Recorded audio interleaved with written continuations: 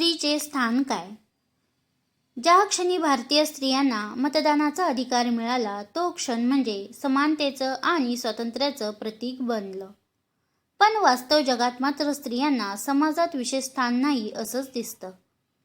म्हणूनच हुंडाबळी, नववधूंना जाळणे, स्त्री गर्भाची हत्या आणि इतर अशा स्वरूपाचे गुन्हे समाजात घडत असताना दिसतात.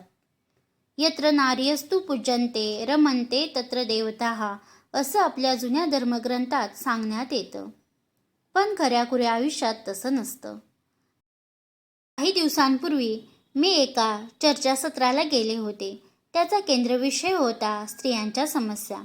चर्चासत्रात झालेल्या भाषणातून एक फार चांगली माहिती पुढे आली. ज्या ज्या देशांमध्ये स्त्रियांना सर्वार्थानं पुरेपूर स्वातंत्र्य आहे अशा देशांची एक यादी वाचून दाखवण्यात आली. हे स्वातंत्र्य आर्थिक, सामाजिक आणि राजकीय अशा सर्व बाबतीत होतं.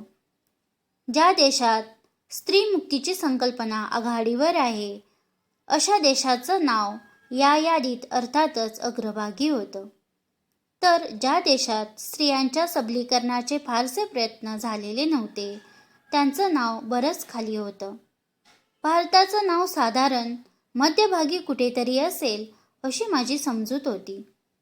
पण प्रत्यक्षात मात्र भारताचं नाव या यादीत शेवटून दुसरं होतं. ते पाहून मला आश्चर्याचा जोरदार धक्का बसला आणि दुःखही झालं. या यादीत अग्रभागाने कोणत्या देशांची नावे झळकत आहेत हे मी उत्सुकतेने पाहू लागले.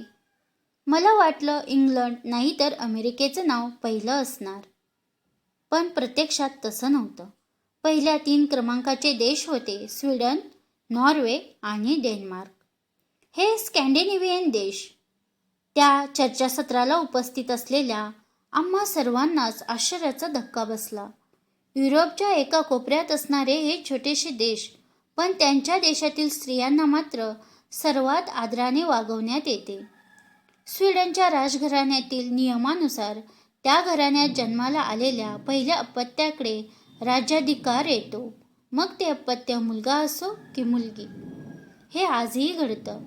लवकरच हीच पद्धत नॉर्वेत सुद्धा प्रचलित होणार आहे. या देशांमध्ये स्त्रियांना पुरुषांपेक्षा वेगळी वागणूक देता येत नाही, तो गुन्हा ठरतो. मी स्टॉकहोमला गेलेली असताना एका रात्री मला हॉटेलात परत येण्यास उशीर झाला. हॉटेल बरंच लांब होतं, त्यामुळे मी टॅक्सी केली. हॉटेलपर्यंतचे भाडे 40 क्रोना इतके होते. पण मला वाटलं एवढी रात्र झाली आहे तेव्हा हा टॅक्सी ड्रायव्हर आपल्याकडून नक्कीच दुप्पट भाडं वसूल करणार, म्हणून मी त्याला 100 क्रोना दिले व तो उरलेले पैसे परत देईल म्हणून थांबले. त्याने मला 80 क्रोना परत दिले. मी त्याला कारण विचारले. त्यावर तो म्हणाला, तुम्ही एक स्त्री आहात, रात्री प्रवास करत आहात, त्यामुळे आम्ही अर्धेच भाडे घेतो. मला ते ऐकून आश्चर्य वाटले. आनंदही झाला. इकडे आपल्या देशात एवढ्या रात्री प्रवास करण्याचं माझं धारिष्ट्य सुद्धा होणार नाही आणि यदाकचित केलाच तर टॅक्सी ड्रायव्हर जेवढे भाडे होईल त्याच्या कितीतरी पट जास्त भाडे वसूल केल्या वाचून राहणार नाही. आपण व्यासपीठावरून भाषणे देतो, आपण देवीची आराधना करतो, आपल्या राज्यघटनेने स्त्रियांना पुरुषांच्या बरोबरीने अधिकार दिलेले आहेत असं आपण मोठ्या अभिमानाने सांगतो.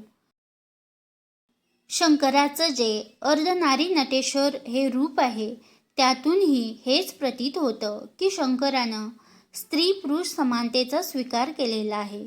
आपले जुने धर्मग्रंथ आणि आपल्या इतिहासात स्त्रियांचे गुणवर्णन केलेले असते.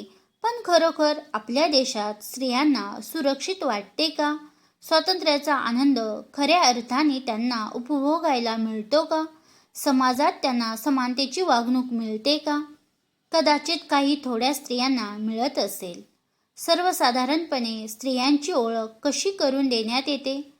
कोणाची तरी मुलगी, पत्नी किंवा माता म्हणून. बरेचदा भारतीय स्त्रियांना वैयक्तिक बाबतीत सुद्धा मत देण्याचा अधिकार नसतो.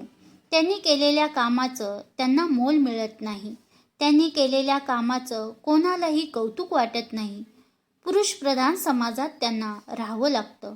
अनेकदा स्त्रिया स्त्रियांच्या शत्रू बनतात.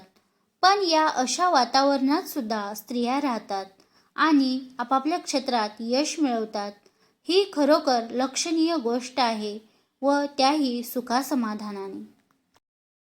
याउलट या 3 स्कॅन्डिनेव्हियन देशात स्त्रियांना अत्यंत सन्मानाची वागणूक मिळते. आपण फक्त बोलतो, पण ते मात्र कृती करतात. त्यामुळे यत्र नार्यस्तु पूज्यन्ते रमयन्ते तत्र देवताः ही उक्ती या देशांमध्ये सार्थ ठरली आहे.